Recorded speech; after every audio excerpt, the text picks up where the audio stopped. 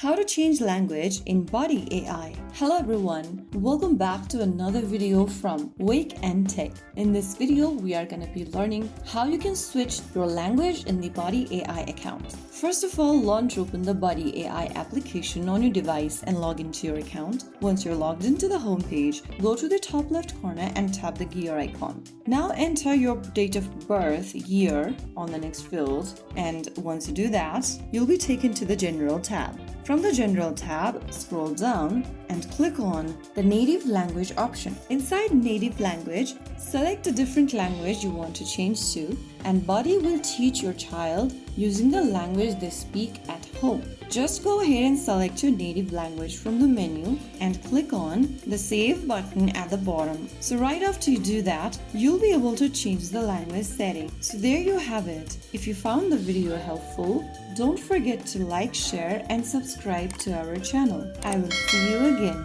in the next video. Stay tuned and thanks for watching.